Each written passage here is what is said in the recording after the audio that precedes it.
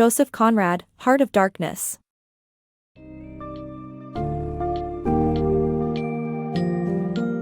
Embark on a profound psychological journey with Joseph Conrad's Heart of Darkness, where the nuanced tale unravels the chilling realities of European colonialism in Africa. Through the contemplative narration of Charles Marlow, readers are invited to explore the psychological and moral complexities experienced during his exploits as a riverboat captain deep in the African wilderness. The mysterious figure of Mr. Kurtz emerges as a pivotal symbol, a man whose descent into moral and spiritual chaos reflects the core of imperialistic greed and brutality. This summary delves into themes of darkness and light, civilization versus savagery, and the blurred lines between them. As you navigate these haunting landscapes, anticipate uncovering a profound critique of imperialism and an exploration of the human soul's capacity for both light and unfathomable darkness.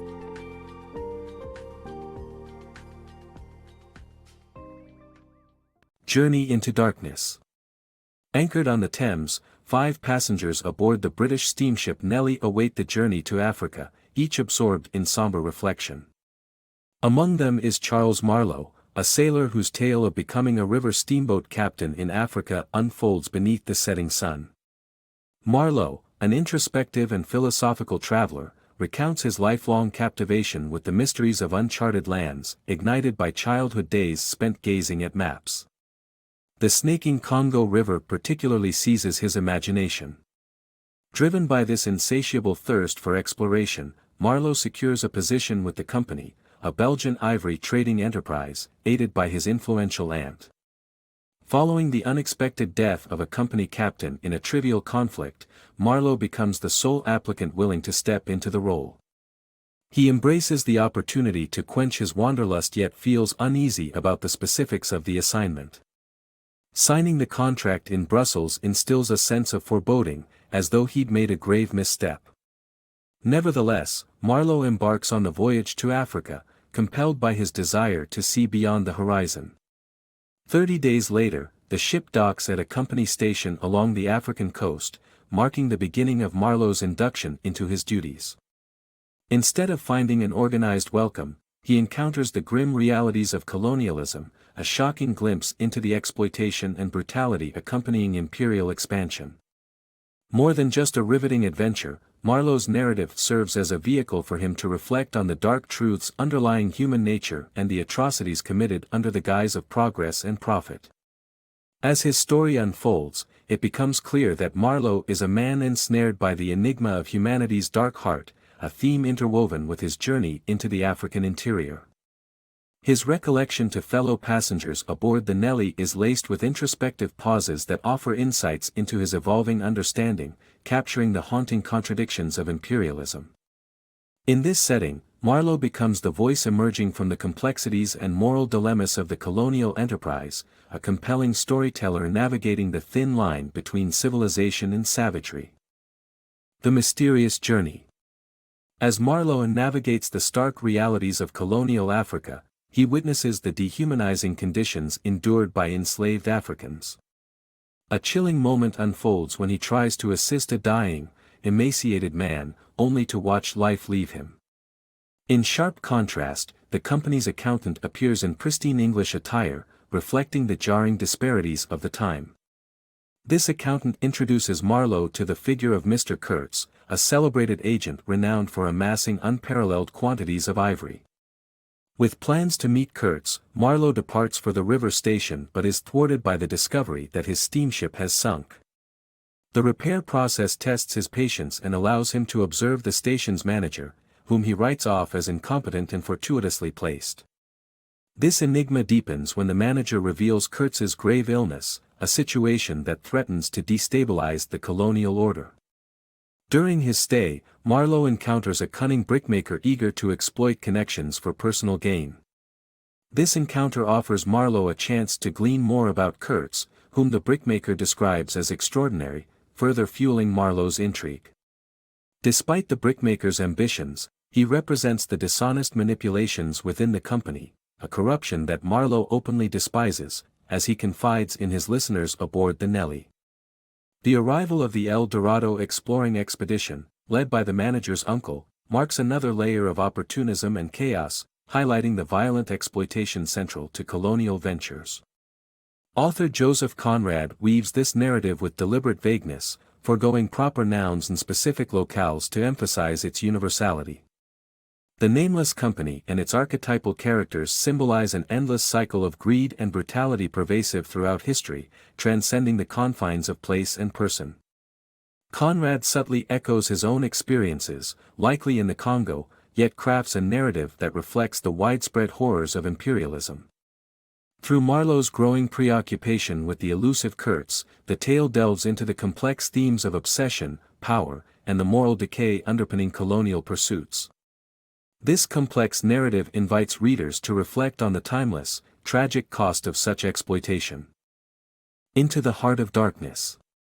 Marlow, drawn by a sense of intrigue, finds himself captivated by Kurtz, a man enveloped in rumors of madness and enigmatic power. His curiosity is piqued when he overhears whispers between the manager and his uncle, casting shadowy glances at Kurtz like an elusive figure shrouded in mystery. As Marlow prepares to embark on an arduous river journey to reach Kurtz's inner station, he is joined by an unusual crew, including European pilgrims and cannibalistic natives. Their expedition into the depths of the jungle feels like a voyage back to primordial times, with Marlow often gripped by the haunting and enigmatic darkness surrounding him. A sense of foreboding intensifies when they discover a pile of firewood with an ominous message urging caution. The subsequent attack by a barrage of arrows plunges the group into chaos, culminating in a fierce battle where a native chief is slain, and Marlow must fend off the assailants using the ship's steam whistle.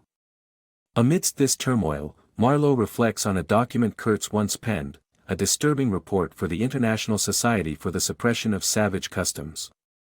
Here, Kurtz disturbingly advises colonialists to wield godlike influence over natives to ensure dominance and gruesomely ends with a call for extermination.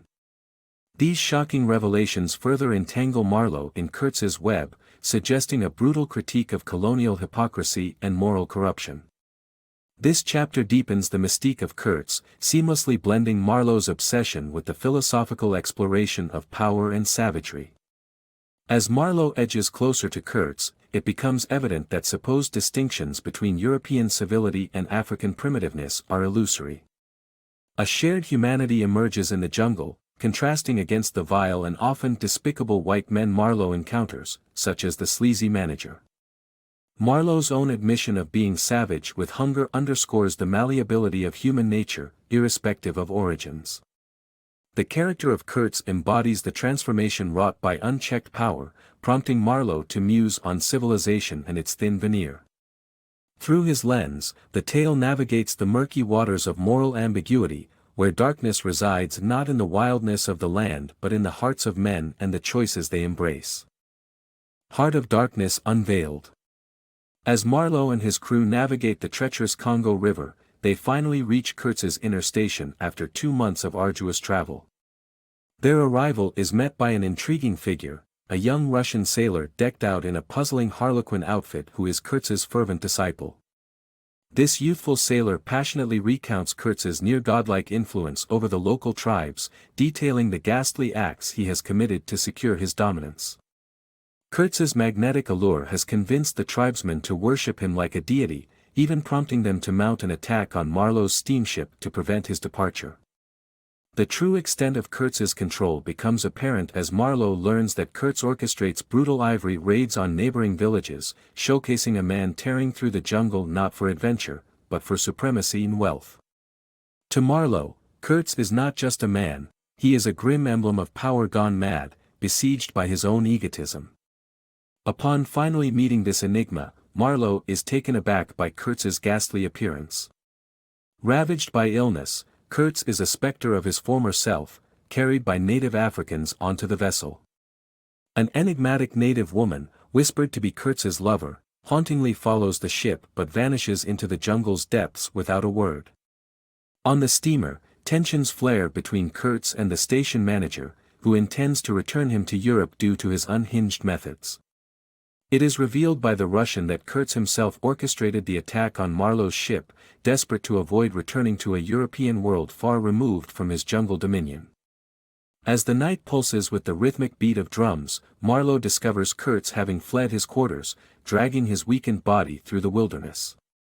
In a moment of raw desperation, Kurtz implores to be left in the jungle to pursue his grand vision, but ultimately, he collapses and is taken back aboard. As the steamer sets off, natives, led by the mysterious warrior woman, protest their departure. However, Kurtz's frail condition rapidly worsens, and engulfed by darkness, he entrusts Marlow with crucial papers before succumbing to his fate, leaving with the chilling declaration of, "The horror, the horror." Marlow and the crew lay Kurtz to rest in the jungle before returning to Europe. Back in Brussels, Marlow is burdened with the fate of Kurtz's documents. The company lusts after them, eager for insights into the lucrative ivory trade. Instead, Marlow delivers them to Kurtz's naive fiancée, a symbol of sweetness and innocence, starkly oblivious to the malevolent transformation her beloved had undergone. To spare her the unsettling truth, Marlow falsely proclaims her name as Kurtz's final words. Marlow concludes his narrative for the passengers of the ship Nellie as it readies to embark. This exploration through Kurtz's descent illumines not only personal madness but an indictment of the entire European colonial enterprise in Africa. In Kurtz, Marlow perceives a tragic figure, consumed by the very darkness he sought to control. Through his chilling journey, each phrase he utters resounds as a testament to the perils of unchecked ambition, a metaphor for Europe's rapacious exploitation. His words, echoing the true heart of darkness, linger as a haunting critique of colonialism's legacy.